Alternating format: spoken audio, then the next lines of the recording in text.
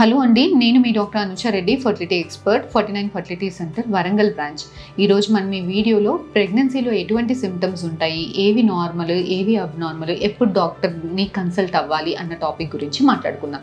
యూజువల్గా ఓపీడీకి వచ్చినప్పుడు patient IVF ద్వారానో, ఐఓఏ ద్వారానో, న్యాచురల్గానో కన్సీవ్ అయిన తర్వాత ప్రెగ్నెన్సీ వచ్చేదాకా ఒక ఎత్తు అయితే, ప్రెగ్నెన్సీ వచ్చాక మేడం నాకు చాలా నీరసంగా ఉంటుంది, బ్రెస్ట్ టెండర్గా ఉంటుంది, బ్యాక్ పెయిన్ ఉంటుంది, బాగా ఫీవర్ వచ్చినట్టు అనిపిస్తుంది, అస్సలు చేతనవ్వట్లేదు, ఏమీ తినాలని అనిపించట్లేదు, చాలా కోపంగా చిరాకుగా నీరసంగా ఉంటుంది, జనరలైజ్డ్ బాడీ పెయిన్స్ ఉంటున్నాయి, వామిటింగ్ సెన్సేషన్స్.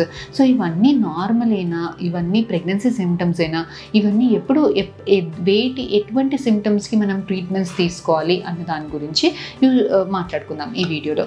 చాలా మటుకి ప్రెగ్నెన్సీ వచ్చినప్పుడు యూజువల్గా కన్సీవ్ అవ్వకన్నా ముందే, ప్రెగ్నెన్సీ టెస్ట్ పాజిటివ్ వచ్చేదానికన్నా ముందే పేషెంట్స్ యూజువల్గా ఫెటిక్ కంప్లైంట్ చేస్తారు. అంటే చిన్న చిన్న పనులకు కూడా అలసిపోవడం అనేది ఉంటుంది.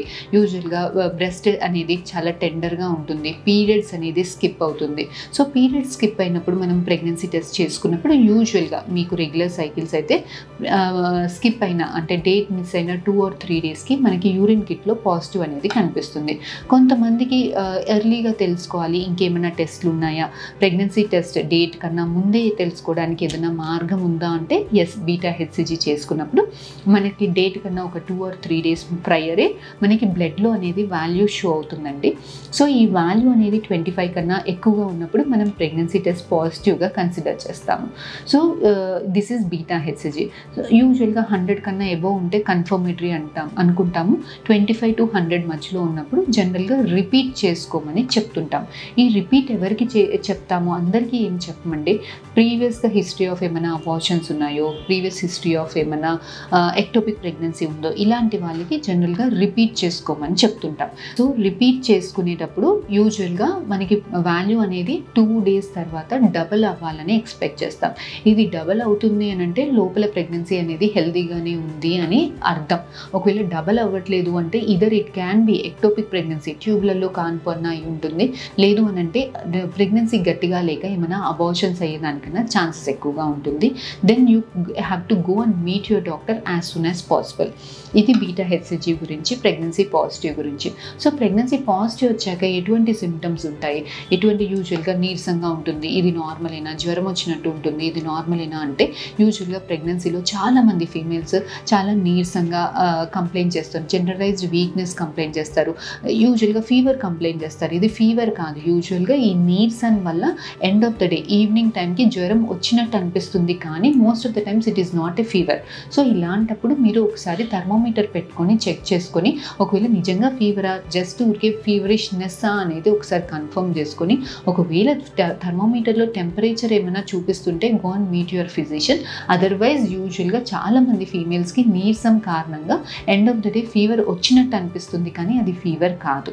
దీనికి ట్రీట్మెంట్ తీసుకోవాల్సిన అవసరం లేదు. కొంతమంది బ్యాక్ పెయిన్ కంప్లైంట్ చేస్తారు. ఎందుకు బ్యాక్ పెయిన్ వస్తుంది అంటే యూజువల్గా ప్రెగ్నెన్సీలో మనకి బీటా హెచ్సిజీ హార్మోన్, ప్రొజెస్ట్రాన్ ఎక్కువగా ఉంటుంది కాబట్టి డెలివరీ టైంలో యూజువల్గా ఇలా న్యాచురల్గా డెలివరీ అవుతుంది అంటే ఈ హార్మోన్స్, ప్రెగ్నెన్సీలో ఉండే హార్మోన్స్ వల్ల లిగమెంట్స్ అన్నీ లూజ్ అయ్యి మనకి బేబీ అనేది తల పట్టడానికి లిగమెంట్స్ అన్నీ లూజ్ అయ్యి జరిగి బేబీ నార్మల్ డెలివరీ అనేది వస్తుంది.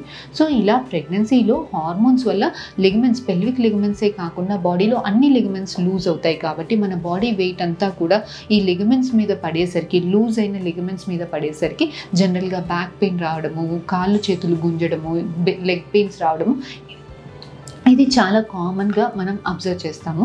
దీనికి కూడా ఎటువంటి ట్యాబ్లెట్స్ కానీ మెడికేషన్స్ కానీ తీసుకోవాల్సిన అవసరం లేదు. యూజువల్గా కాల్షియం, వైటమిన్ డి సప్లిమెంట్ చేస్తాము బోన్స్ బలంగా ఉండడానికి.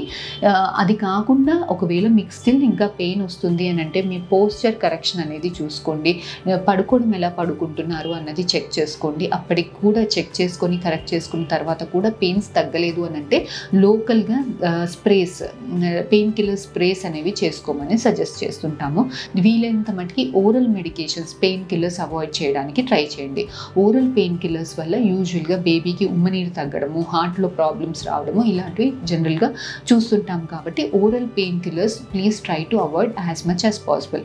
కొంతమంది నెక్స్ట్ కంప్లైంట్ చేస్తారు మోషన్ అనేది అసలు ఫ్రీగా లేదు అని. సో ప్రెగ్నెన్సీలో ప్రొజెస్ట్రాన్ హార్మోన్ వల్ల అన్ని యూట్రస్ అనేది మనకి ప్రెగ్నెన్సీలో ఏంటి అని అంటే గర్భసంచి అనేది కాంట్రాక్ట్ అవ్వకుండా రిలాక్స్డ్గా ఉండడానికి హార్మోన్స్ అనేది చేంజ్ అవుతుంటాయి. సో ఇది గర్భసంచి మీదనే కాకుండా మిగతా చోట్ల కూడా మిగతా మజిల్స్ మీద కూడా యాక్ట్ చేస్తుంది. కాబట్టి ఇలాంటి వాళ్ళలో మోషన్ సంచి కూడా లూజ్గా అంటే రిలాక్స్డ్గా ఉంటుంది. అంటే యూజువల్గా మోషన్ వెళ్ళడానికి కూడా ప్రాబ్లం అవుతుంటుంది. కాన్స్టిపేషన్ ప్రాబ్లం అనేది చాలా కామన్గా చూస్తుంటాం.